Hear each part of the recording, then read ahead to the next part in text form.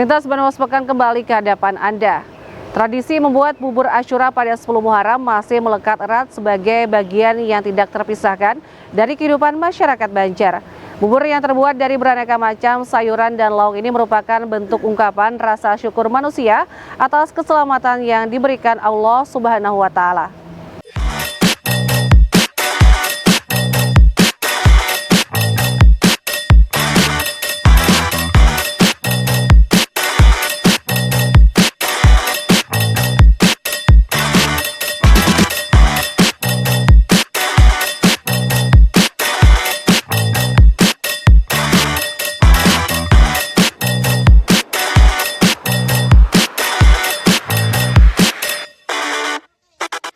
Beginilah suasana pembuatan bubur Asyura di Desa Pematang Hambawang, Kecamatan Astambul. Asyura merupakan hari ke-10 dari bulan Muharram dalam penanggalan Islam.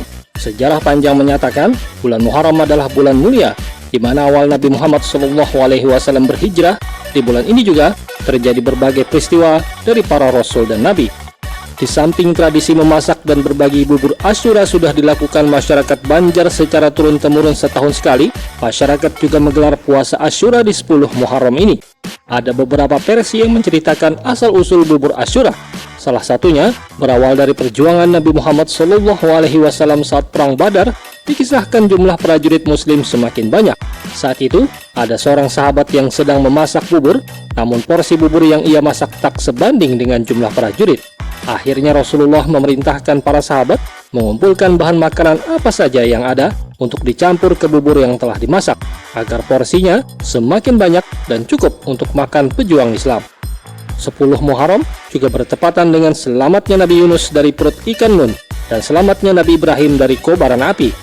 Selain latar belakang tersebut, bubur Asyura di Banua cukup unik karena terdiri dari 41 jenis bahan makanan, baik sayuran, kacang-kacangan, lauk pauk, dan rempah-rempah atau bumbu. Beberapa bahan yang lazim digunakan masyarakat Banjar seperti kentang, wortel, kacang, kangkung, jagung manis, daun sop, telur, daging, pucuk waluh, dan bahan lainnya. Semua bahan dipotong-potong lalu dituang ke dalam bubur, kemudian dibumbui sesuai selera. Seperti di Desa Pematang Hambawang RT 3 Kecamatan Astambul Kabupaten Banjar, sebanyak 7 kawah bubur dimasak masyarakat secara swadaya bergotong royong di salah satu rumah tokoh agama setempat. Proses berolah bubur Asyura, alhamdulillah para kekawanan masyarakat mulai dari mengumpulkan kayu, persiapan gasaan pemasaknya, kemudian memasang tenda atau terpal persiapan supaya kawan-kawan yang maharu bubur Asyura itu kada kepanasan. Kemudian berikutnya mengumpulkan bahan-bahan, ada yang menyumbang bahan dari sayur-sayuran kayak waluh, jagung, kacang tanah, kacang panjang, pucuk waluh, katu dan lain-lainnya. Ada juga bahan-bahan yang dibeli dari pasar. Tujuan berolah bubur Asyura ini pertama dalam rangka bersyukur kepada Allah Subhanahu wa Ta'ala atas segala nikmat yang telah diberikan selama ini oleh Allah Subhanahu wa Ta'ala kepada kita, kepada kami. Kemudian juga menggalang ukhuwah Islamiyah atau silaturahmi, berkumpul para keluarga, kemanakan, kawan-kawan, dan menumbuhkan semangat gotong royong, semangat berbagi dengan yang lain. Setelah dibacakan doa selamat, bubur Asyura dibagikan ke seluruh masyarakat dengan harapan membawa keberkahan dan keselamatan.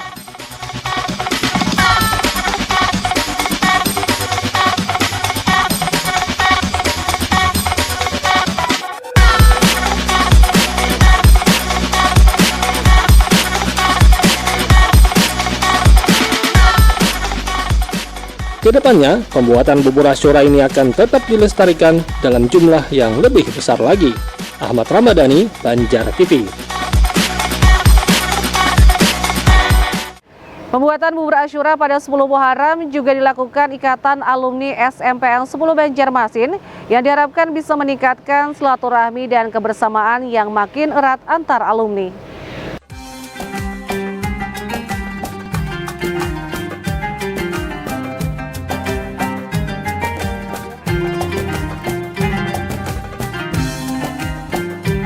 Umat Islam di Indonesia, khususnya Kota Banjarmasin, menyambut Hari Asyura pada 10 Muharram dengan berbagai cara.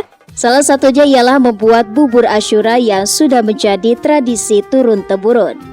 Hari Asyura pada tahun 1446 Hijriah ini jatuh bertepatan dengan Selasa 16 Juli 2024.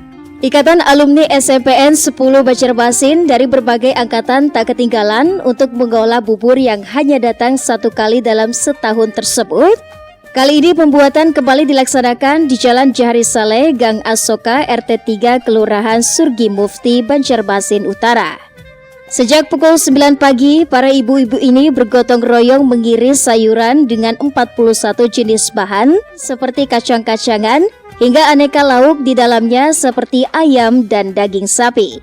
Sembari sayuran dipotong, beras sebanyak 10 liter ini terus diaduk di atas 3 buah wajan yang cukup besar. Semua dana untuk memasak bubur ini pun dikumpulkan secara swadaya oleh para alumni yang sudah berjalan 5 tahun lamanya.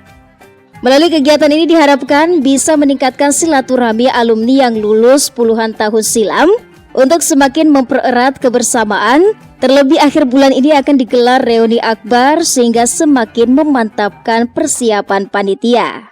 Dan acara ini juga kebetulan menjelang acara reuni akbar nantinya yang insya Allah akan kita laksanakan tanggal 27 Juli di Gedung Mahalijaya Pancasila. Jadi kebetulan momennya pas berbarengan gitu. Sekaligus memantapkan persiapan lah. Salah satunya iya. Jadi diharapkan ya dukungan dari teman-teman biar acara kita terlaksana dengan sukses. Alhamdulillah dengan adanya kebersamaan Ikatan Alumni SIM 10 bisa terlaksana acara Bubur Asyura yang kelima. Mudah-mudahan ini acara agenda tahunan dalam rangka untuk kebersamaan, terutama untuk acara keagamaan. Apalagi ini dalam rangka untuk menghadapi reuni akbar supaya lebih tambah akrab lagi. harapan kedepannya seperti apa? Kalau bisa tuh lebih ditingkatkan lagi, terutama untuk bidang sosial, itu yang utamanya.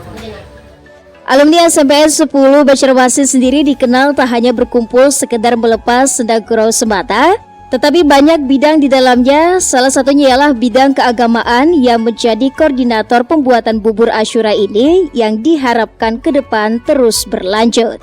Harapan kami ke depan yang mudahan acara ini berlangsung terus-menerus, kontinu dari tahun ke tahun, dan harapan agar alumni-alumni yang ada di luar sana bisa bergabung bersama kami. Apalagi kami kan untuk alumni IKA Asoka ini punya legalitas dan macam-macam. Di samping menjelang untuk reuni akbar di tanggal 27 Juli nanti. Dari bidang keagamaan untuk setiap tahun mengadakan acara untuk siar Islam kegiatan bubur Asyura. Mungkin apa memaknai 10 Muharram nih Bu dari SMP 10 sendiri Asyura ini? Biasanya tuh meningkatkan dengan kebersamaan untuk para alumni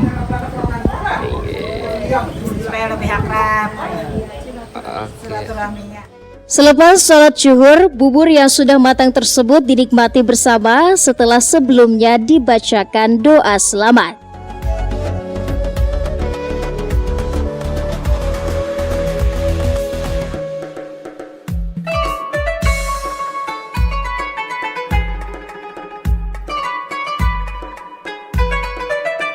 Selain itu, bubur ini juga dibagikan kepada para alumni yang tak sempat berhadir maupun masyarakat sekitar Jahari Saleh, termasuk kepada mereka yang menjalankan puasa Asyura, sehingga bubur ini dijadikan sebagai sajian untuk makan saat berbuka puasa.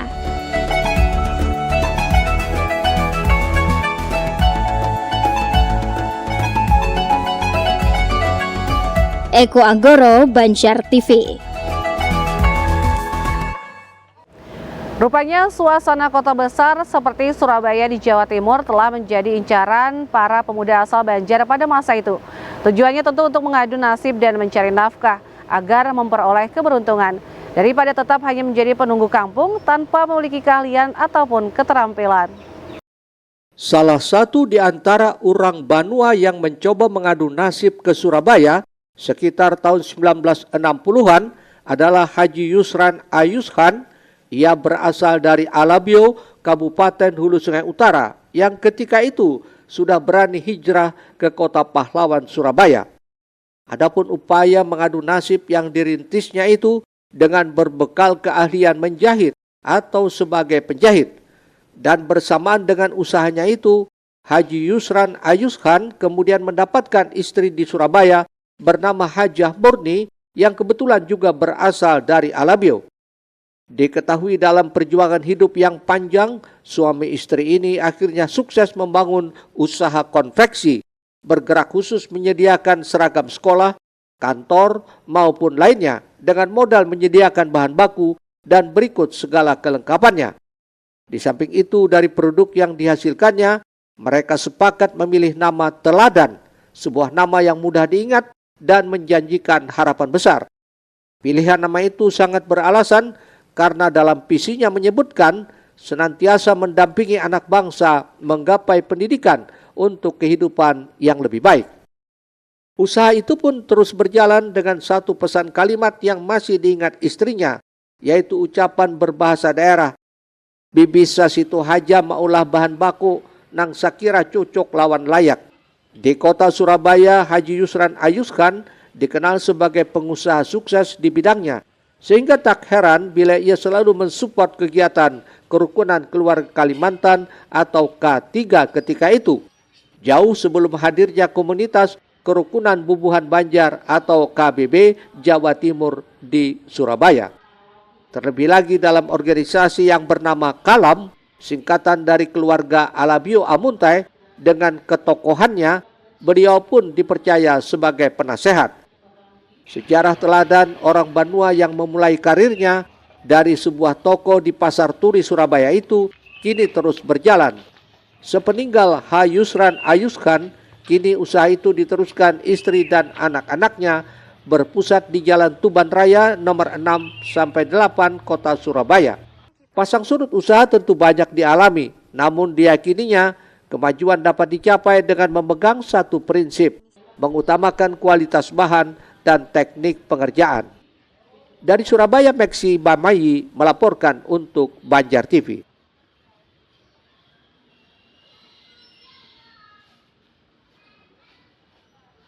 Pemirsa, pada akhir tahun 2000-an oleh para pemilik kedai-kedai kopi India di Malaysia mulai diperkenalkan kepada warga tempatan kehadiran teh tarik.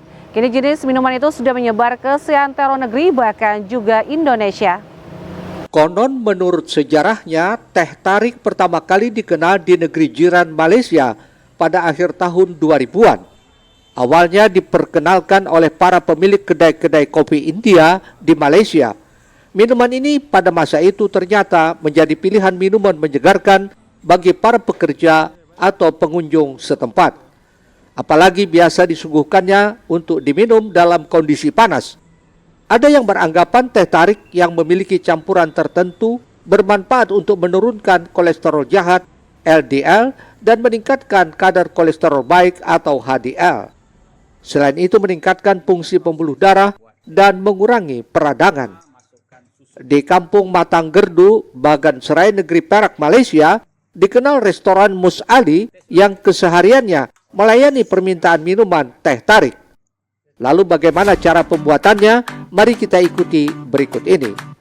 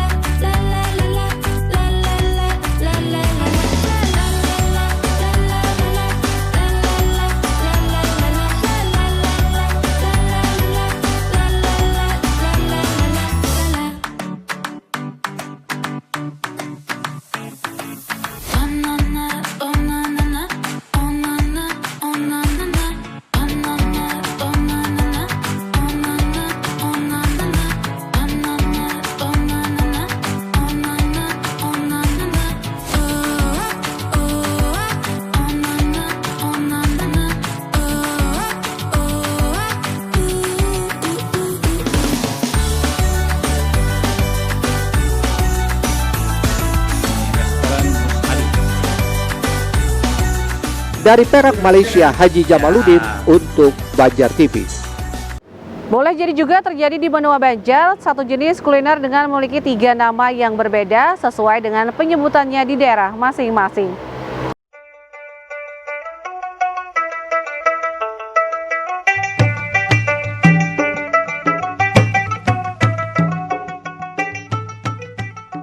Kuliner Hintalu Karuang itu sama dengan wadai kiping, sama juga dengan butir nangko atau bigi nangka. Padahal jenis kulinernya hanya satu.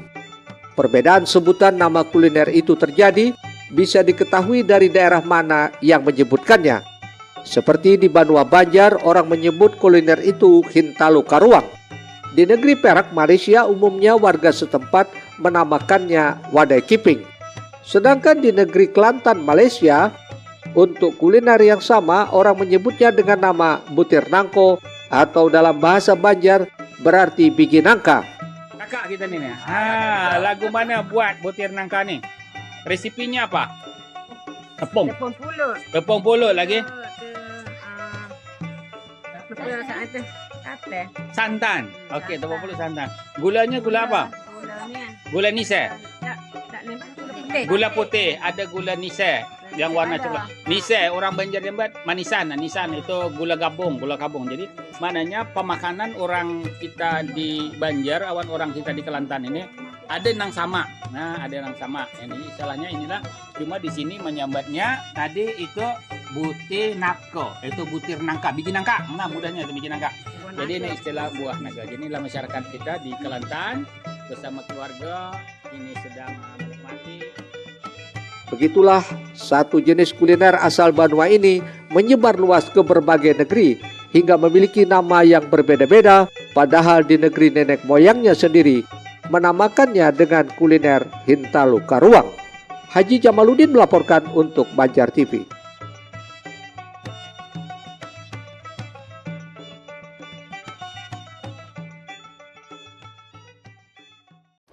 Tuntas sudah lintas Banua sepekan kali ini, nantikan rangkaian berita terpilih lainnya minggu depan hanya di Banjar TV.